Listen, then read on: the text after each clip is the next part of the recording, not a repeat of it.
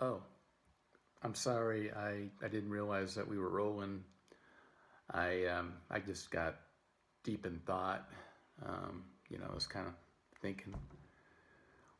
But well, okay. So for this week, I got a little more restless than usual. I mean, we've been in this stay-at-home mode for quite some time, and I was just getting spring fever and all. Thought I would try to venture out and see what was going on, in the outside world. Unfortunately, I didn't really give myself enough time to get acclimated to the sunlight and all that. I had to kind of get used to it and take a step back and just reload, as they say. But I did it. I can assure you, though, that no, I won't be making that mistake again anytime soon. It was very sobering. Well, anyway, I'm outside, and the first thing I think I ought to do is is to tend to our rock garden that's in the yard. So, I'm kind of getting all in touch and feeling this nature thing happening around me. And I'm walking along and I'm doing my thing. Well, out of the corner of my eye, I'm kind of looking like that. And so I see some bright paper thing in the tree. And I'm thinking, what the heck could that be? So I drop everything and I start moving towards it. What do you think it is? Yeah, you guessed it. It's a treasure map of some sort. I just couldn't believe that I didn't notice that before. I'm I'm thinking maybe it was left there by the ancients long ago, like 12 years, something like that. So anyway, after I unravel it and I start looking at it, and it's given me directions and instructions on how to find some kind of treasure.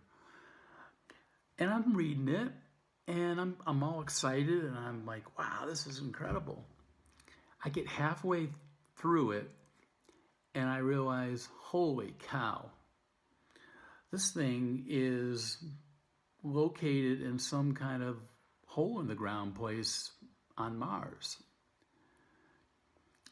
I couldn't believe it. I feel like I've been duped. I mean, how the heck am I supposed to go there when we're still under this stay at home order? Sheesh. All right. Some of you might remember this. Last summer, I was teaching a class on how to properly mow the grass, right? Okay. Anyway, it was a lot of fun, and I felt it was very rewarding. We had a 34% graduation rate. Not bad, right? So that was pretty cool. And so, anyway, this week I had the pleasure of evaluating one of my students. And I thought, wow, this went pretty good. I mean, trust me, it's really not as hard as it looks. You just have to practice.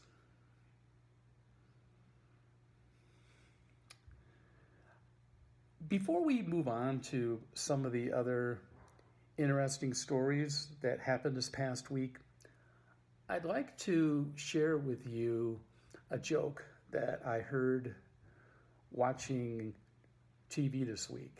Um, I heard it from Norm MacDonald, so full disclosure, I'm not taking credit for this.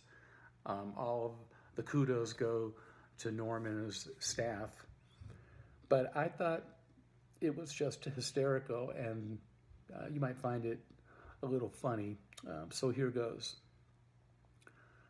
I'm wondering who is buried in the grave of the guy who invented the old switcheroo.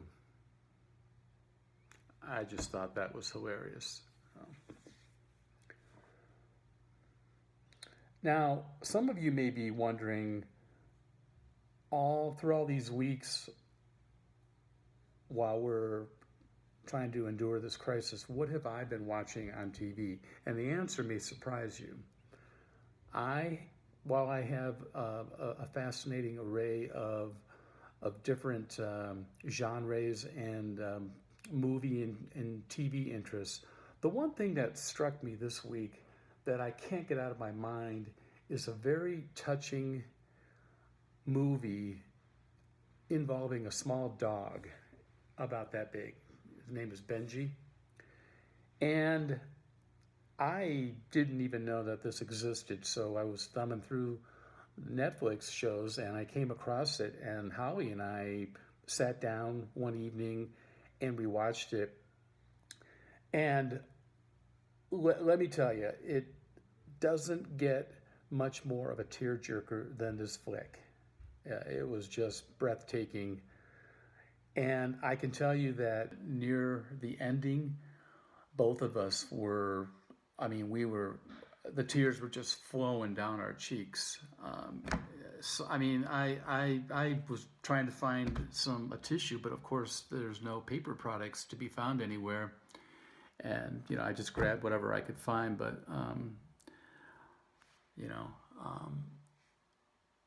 I'm almost losing it now just thinking about the little guy.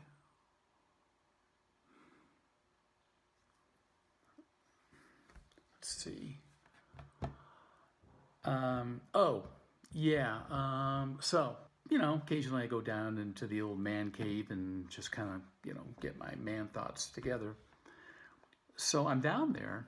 All of a sudden I realize, oh man, I'm done with my beer.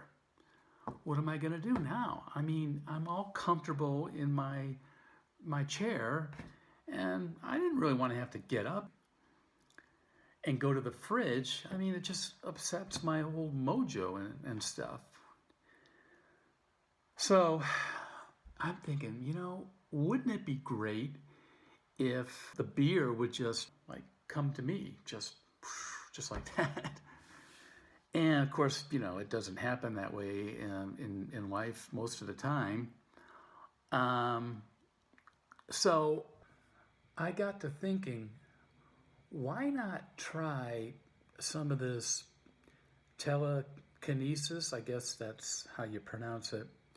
And why not, try to make the beer just come and out of the refrigerator and float, woo, magically, and come to me, so I don't have to get outside of my comfort zone.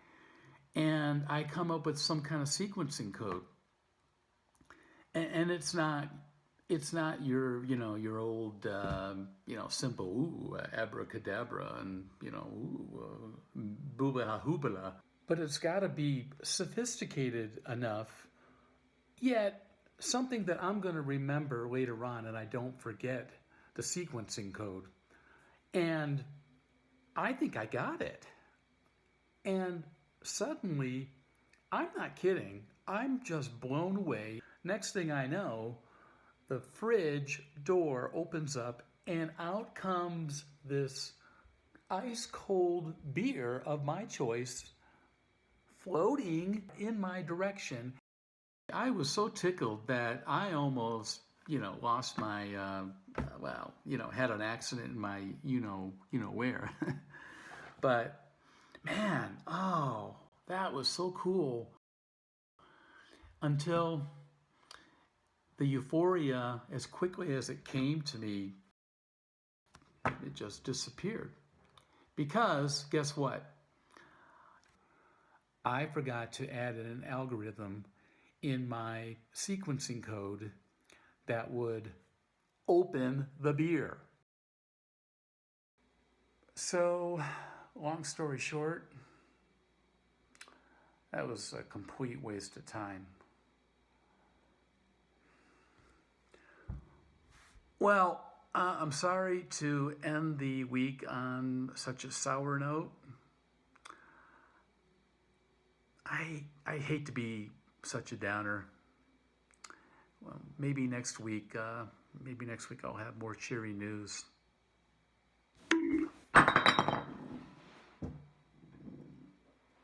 Ouch.